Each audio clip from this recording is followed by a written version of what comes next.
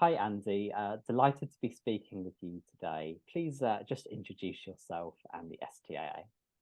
Hi, Paul. Yeah, thanks very much for having me. I'm Andy Fenner. I'm the new CEO of the STAA, the Short-Term Accommodation Association, and I joined in November. I think that it tells me to still say that I'm new. What's sort of the background that's led you to the STAA? And I can't believe actually that you've only been there for what, 4 or 5 months now? Yeah, 4 months, and I think being very sort of topical with the moment, the day I started, I went down with COVID and spent my first week of working, operating from bed and the sofa.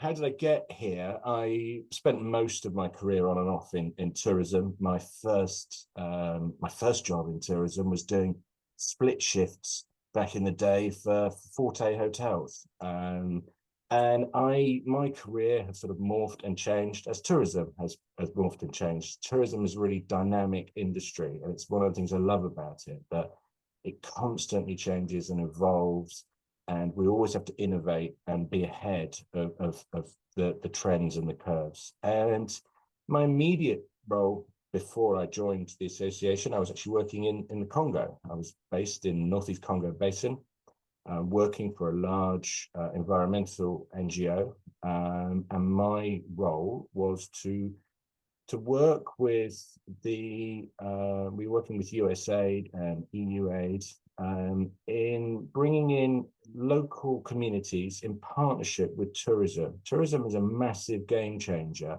for rural communities across the world and across the UK. Tourism brings jobs and investment into rural areas, and that's what they recognized with this NGO.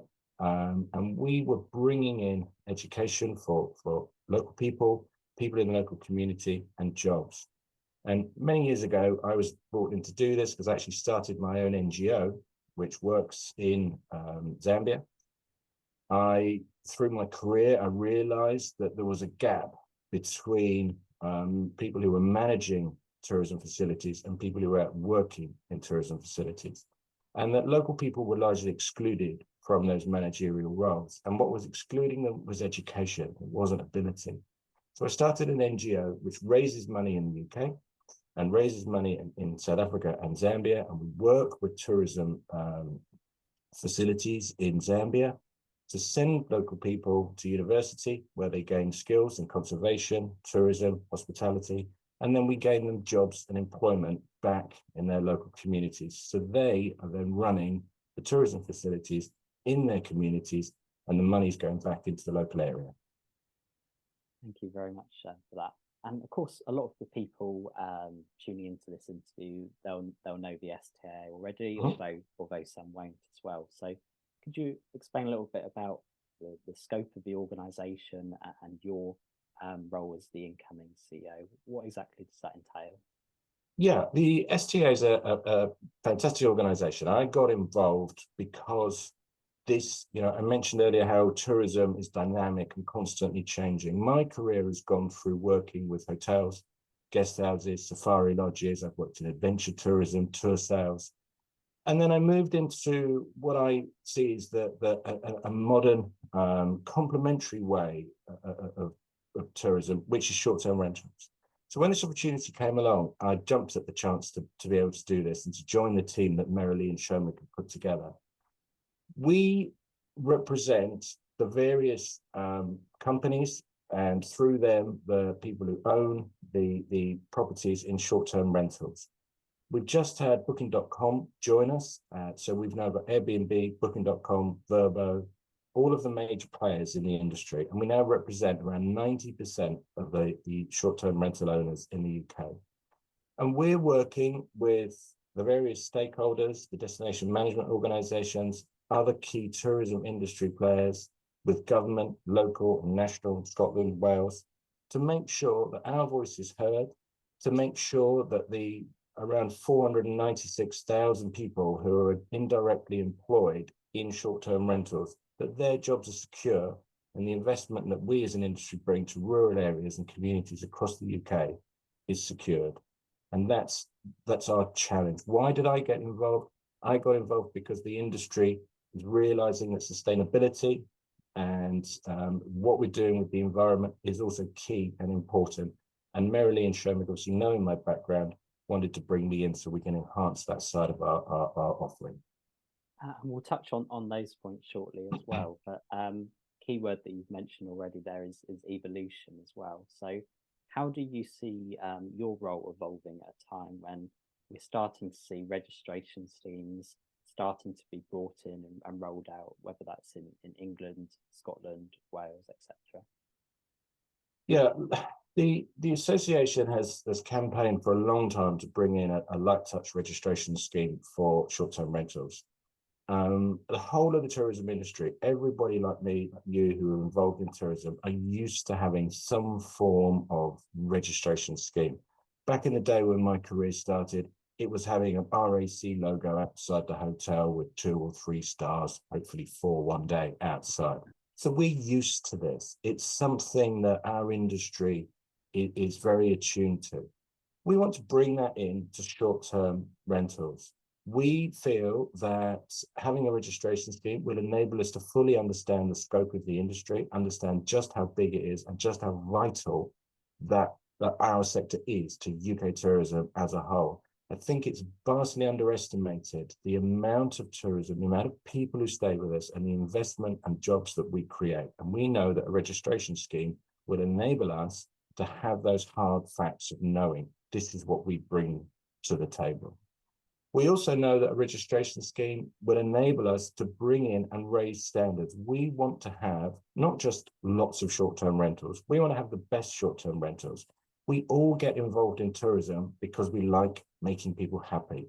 This is a happy industry. I love this industry because it involves talking to people on holiday. We all get, and we all do it. It doesn't matter if you're the CEO or the sales manager or the person on reception. When somebody leaves and you get a review and it says, I had the best time ever staying there, it still gives you a buzz. And I still love doing it now. And that's what we want. And we want to increase that across short-term rentals. And we feel that registration and our accreditation scheme is going to help us do that. That's fantastic. And of course, we can also see what's happening on a wider context within the EU as well. Even just this week, we're starting to see more of a general approach happening with the data collection legislation as well. So how are you maybe working alongside European counterparts, including the European Holiday Home Association, as well as those major OTAs that you mentioned already part of the STAA? Yeah, we partnering with the EHHA. It's no coincidence. The last email I sent last night was to Victoria at the EHHA. The first email I sent at 7 o'clock this morning was to Victoria at the EHHA. We're working with them. We're obviously partnering with them on our summit. Things have changed. The political landscape has changed, obviously, and we are changing with that. Our legislation is moving more towards us dealing with the situation in the UK. And we're looking at the situation in the Republic of Ireland. We aren't as involved in what's going on in Europe as we were. We still take part in all of the EHHA meetings. We still interact and work with the industry as a whole, not just in Europe, but across the world with the VRMA in North America. But we have a lot to do and a lot to achieve in the UK. We can't forget that the UK isn't one unit. We don't deal, it's not like it was years ago. We don't deal with a government based in London and that's the rules that go out. Our industry and our sector is completely devolved. All of the legislative bodies in Scotland, England, Wales, Northern Ireland, they have an equal say in our industry and we deal with them all on an equal basis. Yesterday morning, my day started with a meeting with MSPs on the Tourism Committee in Scotland. And we have a lot to do here. We have a lot to be getting on with and making sure that our industry in the UK is leading the way and we're sharing best practice. And we've already brought up the topic of the Short Stay Summit that you're doing in collaboration with the EHHA and the VRMA, and short-term rentals is also the media partner for Yeah. the event too. So could you let us in a little bit about how the preparation is going for the event and ultimately why the industry should be looking forward to this? Yeah, it's really exciting. We're really looking forward to it this year. It's going to be a fantastic event. It's built year on year and getting bigger and bigger. And as the industry is expanding, as the industry is, we are a new industry and a new sector. And as we spoke earlier on, tourism is an evolving and dynamic industry, and we are at the cutting edge of that. But we're not trying to replace anybody. We're not trying to move anybody else out of the tourism sector. And that's what we're trying to showcase. And we're really proud that just this morning, Visit Britain announced that they're going to be joining us at the summit with a stand. And it's going to be great to welcome them. And it really shows that we're cementing our position as an equal part of UK tourism. And of course, the Short Stay Summit takes place the day after the Shorties Awards. So we're very much hoping that a lot of the industry will be able to take part in both events. We're hoping that you leave them with us with all clear heads and for first thing in the morning. We can't guarantee that, but it will certainly be a good time. And we've got such a packed schedule, I'm afraid. We are kicking off very early this year, so everybody will have to have clear heads at 9 o'clock in the morning for the UK Tourism Minister to be opening the summit for us. And I think we'll be doing a couple of interviews with some of the leaders taking place leading up to the summit as well. So definitely everyone tuning in to keep your eyes on short-term rentals over the coming weeks. Yeah. And just a final question, Andy, what ultimately is your vision or your future plans for the STAA? I believe that I think sustainability, you say, is one of the key priorities.